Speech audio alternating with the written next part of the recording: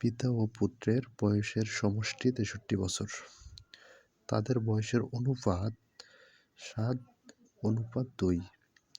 ৯ বছর পূর্বে তাদের বয়সের অনুপাত ছিল কত? আমাদের সেটা বের করতে হবে। হ্যাঁ, তাহলে এখানে বলা আছে পিতা ও পুত্রের বয়সের সমষ্টি, অর্থাৎ যদি আমরা পিতার বয়স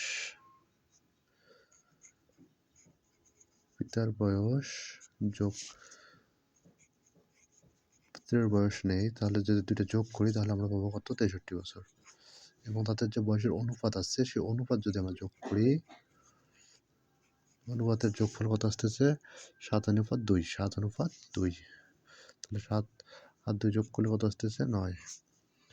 তাহলে এই ৬৩ মানে যদি ৯ হয় তাহলে ১ মানে কত? ৭ নং ৬৩, তাহলে ৭। তাহলে এখানে পিতার বয়স হচ্ছে কত? তাহলে পিতার বয়স হচ্ছে ৭ গুণন ৭ মানে ৪৯ বছর।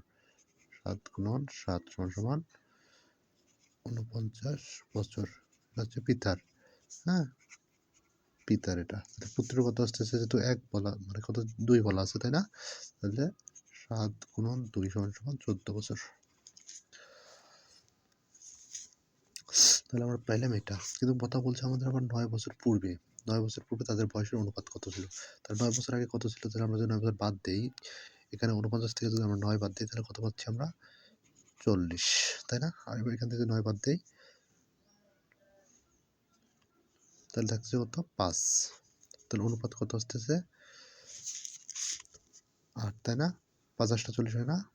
৮:১, তাই না? এখানে কোনটা আছে? ৮:১।